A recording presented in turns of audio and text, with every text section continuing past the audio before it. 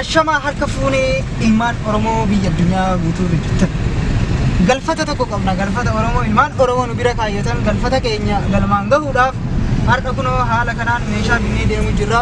Nu duuba jira konkolaataan Isuuziin tokkos dhufu jira kan zayita fe'ee deemu. Amma haala kanaan geessuudhaaf karaa keenya imala keenya amma ilmaan Oromoo biyya hambaa keessa jirtan wal qarqaarsi wal jaalatnaan isin qabdan baay'ee nu boonsee jira. Ammas nu wal bira dhaabbachuun lammiif jechuun isin bira hangamiin jenna. So inshallah rabbi nu haa gargaaru. Nutis imala keenya akka galmaan geenyuuf rabbiin gargaaree akka namaa nu bira dhufe haala kanaan umurree galmaan gahuu deemna. Daqiiqota muraasa booda hojiin keessan maallaqni keessan kan ba'e bifa viijuwaaliitiin kan isin bira ga'u ta'a dhufaana tura. Lafeen dhaabajar wareegamuudhaafis bareedee jira.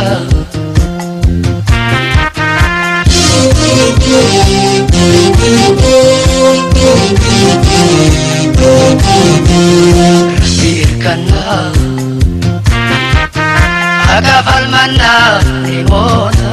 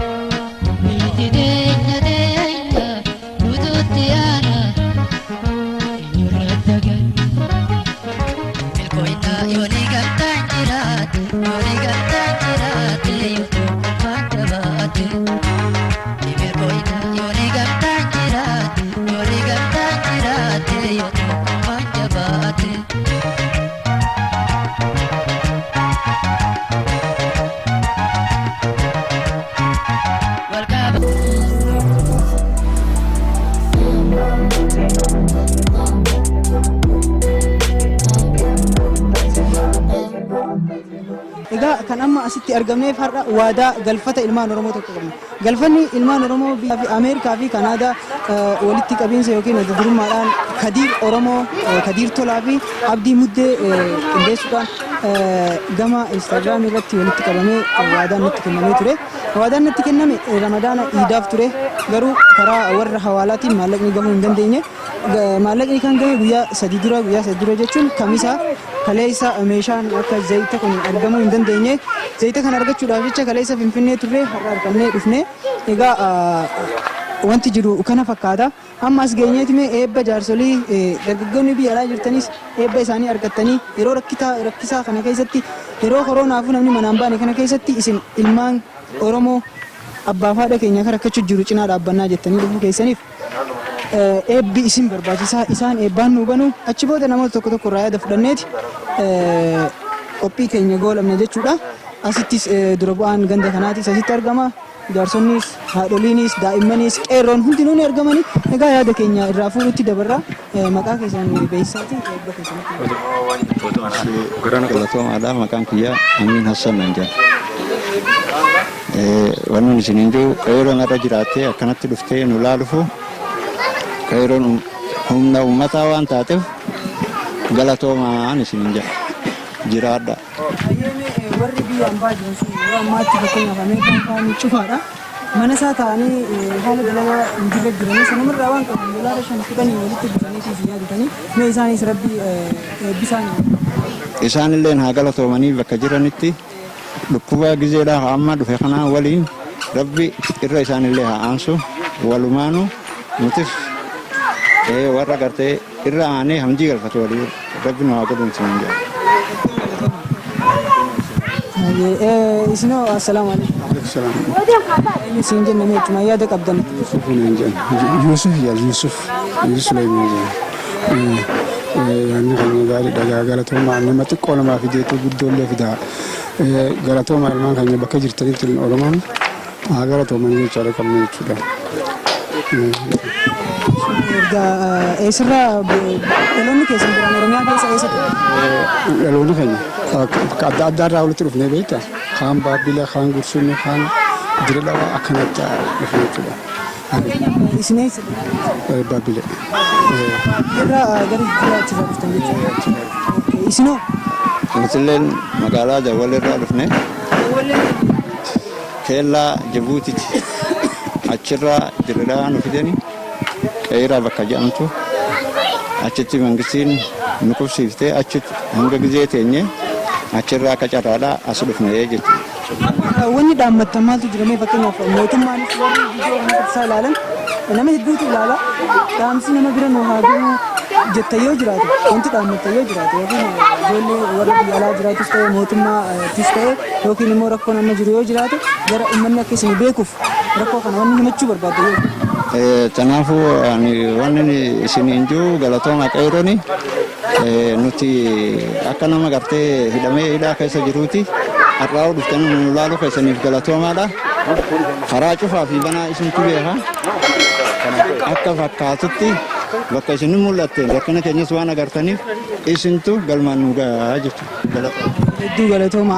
Jidduutti anallee irraanfatina anillee isinuma keessa warra coqonuu tokkoffaati barataadha.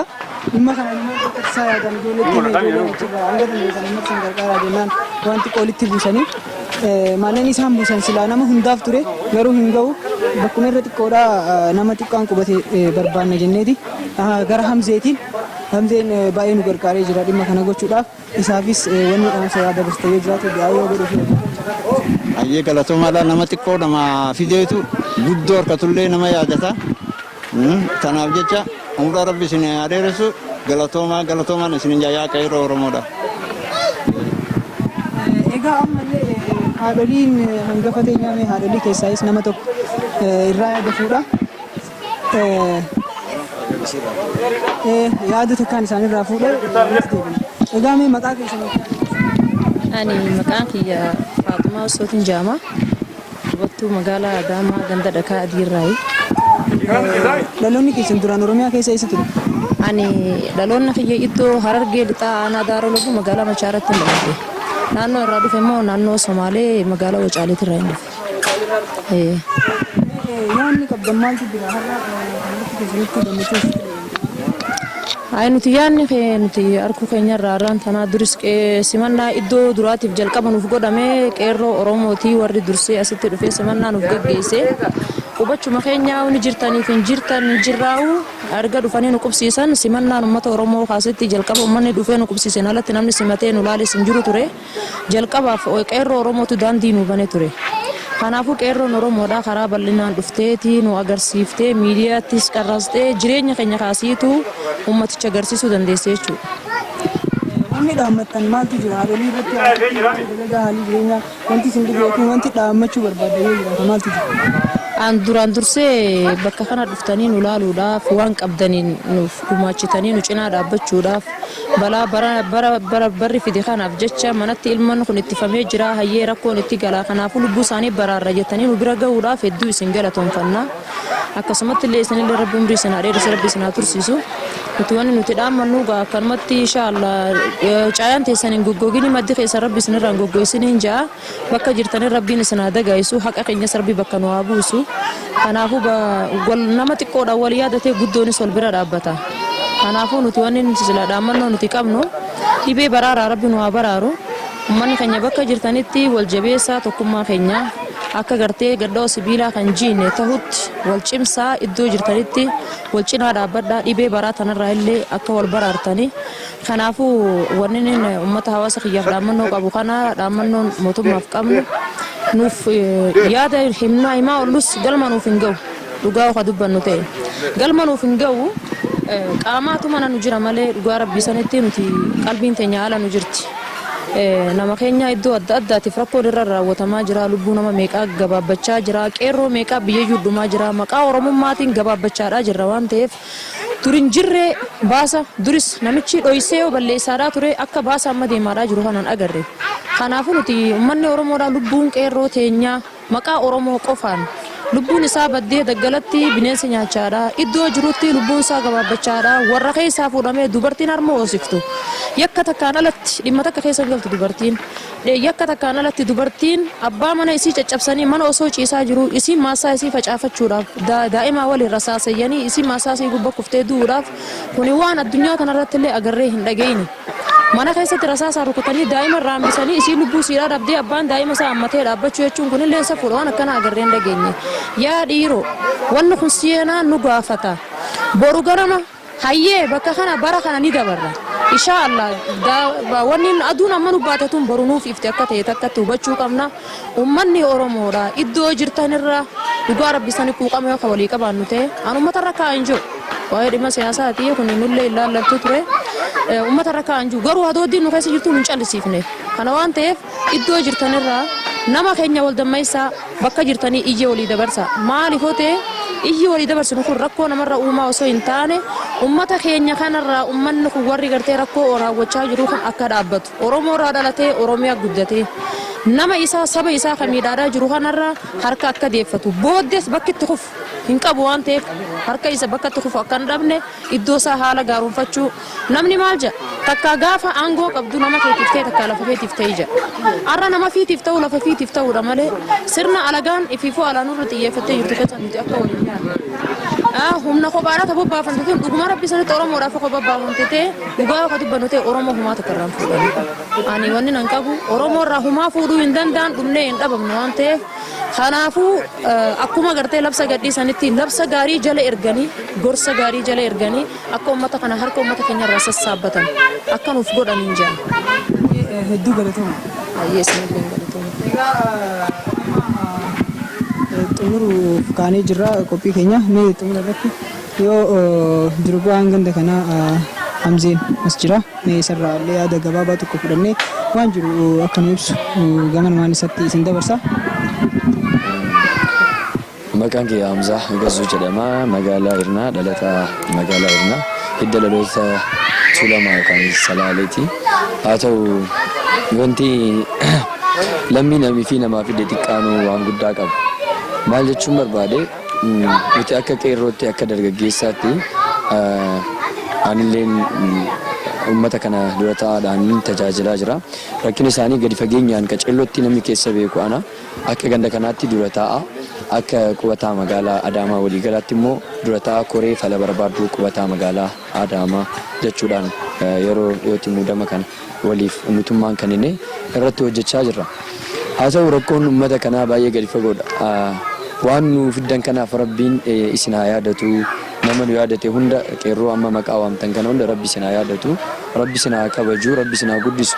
Aantummaan sabni Oromoo akka Oromootti akka hordoftoota amantii Islaamaattis walii yaaduu qabu. Kana garuu maal jechuun barbaada gadi fageenyaan rakkoon uummata kanaa gara mootummaatiinis furamaa hin jiru yoo jennu kuni waan aduun guyyaa harreen bal'aa jedha Oromooni. Akkuma argitanii waan biyyi guutuun beekuudha. Qubataa magaalaa Adaamaa keessaa maaltu adda godha yoo jenne sagaleen isaa ukkaamamee jira. Miidiyaan sagalee ta'uuf hin jiru. Yoo sagalee ta'aaf jedhe miidiyaan hin ari'ama. Miidiyaan yoo sagalee nu ta'a jennee qubataa magaalaa Adaamaa hojii qaba jedha. Parsantii 100% hojiin qabu. Ani immoo hojjedhee buluu hin danda'a akka nama tokkootti garuu hawaasa kana bakka hin jirreetti hojiin hojjedhu natti hin tolu jedhee hojii tola ooltummaa warra hojjetu wajjin wal qunnama. Hawaasni kun akka gargaaramuun ifaajaa jira jechuudha.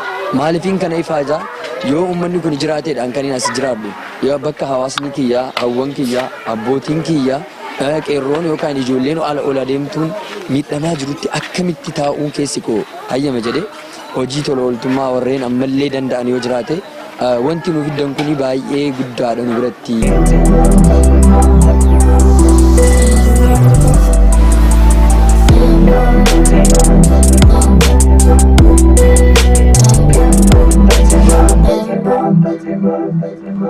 Garuu immoo isinleen amma hojiirra hin jirtanii warreen biyya alaa jirtan baay'inaan hin beekne rakkoo keessan rakkuma ta'ee bari'uuf jedhu rakkoon ni jabaataa yookaan immoo dukkanni hammaata waan ta'eef rakkoo keessa jirtanii waliin nuti illee keessa jiru akka maskaabaa yookaan sansalataatti wal qabannee rakkoo kana keessaa bahuu kan dandeenyu xiqqoo qabnuun wal yaadachuu, wal ijaarree rakkoo walii ilaallee walii furuu, wal dhaga'uu fi wal dhageessisuu, sagalee walii ta'uu, wantoota kanarratti yoo xiyyeeffanna ta'e rakkoo kana keessaa yeroon itti baanu yeroo gabaabaa ta'a jedhee yaada.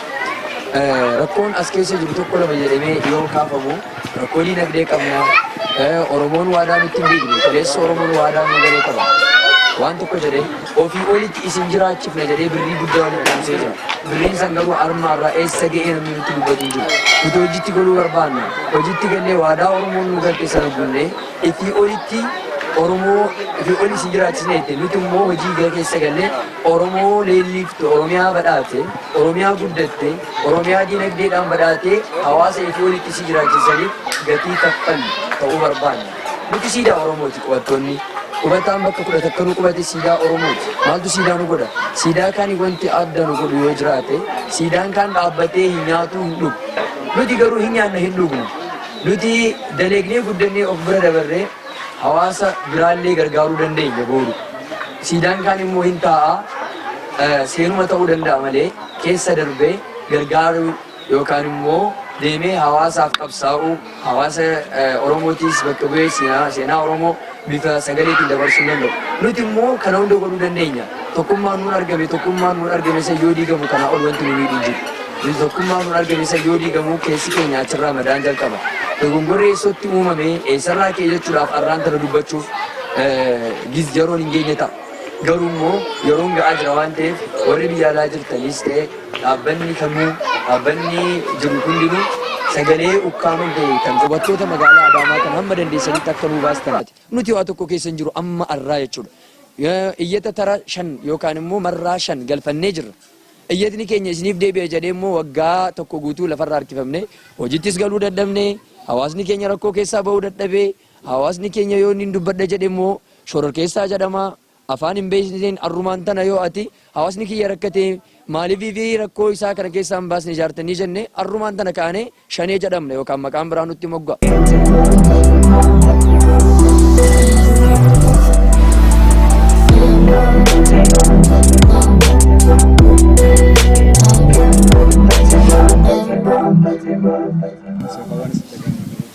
Waan jechuudha gadi makkoo bakriitiin jaana.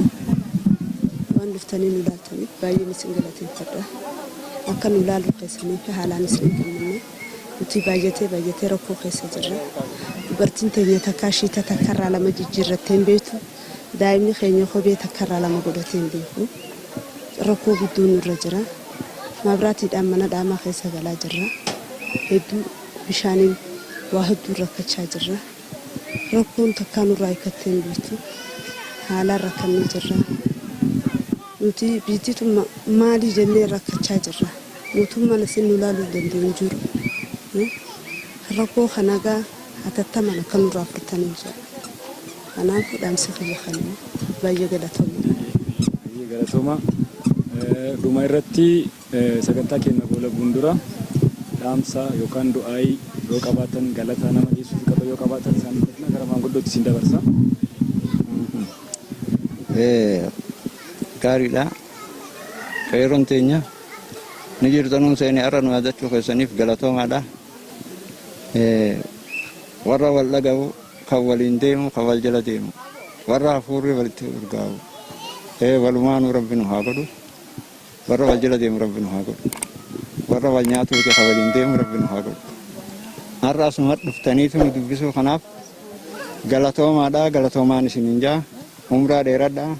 Turaa qeerroon arras burus humna teenya bakka dadhabdanitti cinaa dhaabbatu kanaaf haalan galatoomaa jiraadhaan isin jaa asirratti du'aama isin goona bakka jiraatanitti alhamdulillah shukriidhaa utuu wal beeknee wal jala yaane wal walaaluun tunuu galata guddaa tokko warra isinirraa gammanne kana galatooma rabbi isin haa jiraachuuf kan gamaa kan asiitis hundinuu. Daawwattoota keenya Keemboon Intarteem waan hunda gargaarsa hunda akka argitanii jirtanii miira isaaniis argitanii jirtu haalli isaan keessa jiran haala baay'ee ulfaataadha. Mootummaanis uummannis isaan cinaa dhaabbachuu qaba. Kanaaf namni gargaarsa isaanii godhuu danda'u hundinuu kan amma yoonaa isaan bira jirus kan isaan gargaaree hin beeknes gargaarsaan akka isaan cinaa dhaabbatu kanuma isin gaafanna.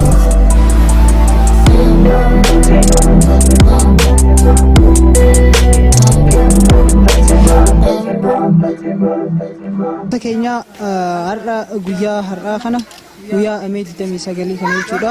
Yaadni keenya hundi galmaan ga'ee alhamdulillah as geenye jirra. Hanga dandeenye daakuu kuntaala 52 fi akkasuma zayita kartoona 10 jechuun kiloogiraama 1,700 fi wayi kiloogiraama 4,433 ta'e waanuma nyaata guyyaa tokkos ta'e hanga danda'ameen isaan gahaa fi miti guyyaa tokkos yoo nyaatan namni hanguma qabu waliin adda qoodamee nyaata jechaafi malee kun nama gahaa jechuufi miti. Egaa hanga nuti yaallee kana agartanii warroonni abbootii qabeenyaa taatan, warroonni qaama mootummaa keessa jirtan, warri waa mijeessuu dandeettan, akkasuma warri biyya alaa jiraattanii uummata Oromoo kana qarqaaruu barbaaddanii karaa ittiin qarqaartan dhabdan ummata kana qarqaaraa, ummata kana keessa ilaalaa. Akkuma isin ilaaltan kan isaan keessa jiraatan mana qorqoorrooti. Manni qorqoorroo baay'ee qabbanaawaa, yeroo kaan ni oowwaa, daa'immantu jira, dubartootaa jira. Akkasuma qaama meeshaalee qulqullinaa irraa ka'ee yeroo ammaa kana keessatti faa ispeeshaalii waan akka maaskii nama bitachuu hin dandeenye jira qarshii 20 baasee. Akkasuma meeshaalee qulqullinaa akka daayiparii wantoota garaagaraatiinis uummanni kun qarqaaramuu qaba jenneeti yaanna. Nuti warri dargaggeessaa akka barbaannettis gadi baanee hojjanneettis jiraachuu hin dandeenya. Jaarsotii jira, dubartoota manguddoo gadi bahanii hojjechuu hin dandeenye jira, daa'immantu jira. Kanneen akka argitaniif egaa gamanumaan hanga dandeenye nutis waadaa isiniif gallee jirra. Yoo xiqqaate hanga ammaatitti wanti nu qopheessine yoo xiqqaate namoota 437 ol yoo kiiloogiraama xixiqqeessanii yookiin kiiloogiraama 3 fi zayitii liitira tokko yoo kan kennaniif kan gahu jechuudha.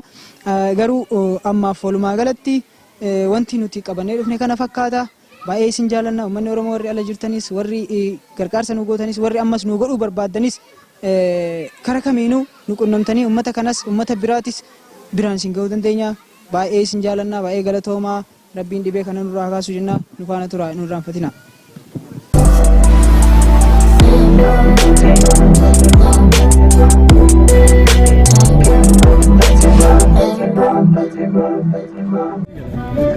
Egaa kabajamtoota hordoftoota keenya akkuma ilaaltan imala keenya galfata ilmaan Oromoo nutti kennatan galfata keenya galmaan geenye deemuutti jirra. Ilmaan Oromoo qaqqaalii warroonni biyya alaa jirtan warri biyya keessa jirtan biyya addunyaa kanarra dachee torban irraa dachee jaanii namaa irra jiraatu jirtan hundi keessan akkasuma warri afaan kana dhageessan Oromoos ta'uu baattan baga jiraattan baga koronaa irraa baraanamtan rabbiin ammas umurii keenya hundaa dheeressee nama hedduu dheertuu waliin arguu wajji imalu nu haa taasisu. Imala keenya galmaan geenye jirra. Kennaa nutti kennames galmaan geenye jirra. Hojii akkanaa hojii boonsaa hojii sabaa fi namummaa boonsu kana warroonni maatii Kembaan entertainment taatan warroonni foolowara keenya taatan hojii boonsaa kanaan akka nutti boontan abdii qabna. Isin jaalanna isinis cinaa dhaabbadha. Baay'ee galatooma isin jaalanna baay'ee.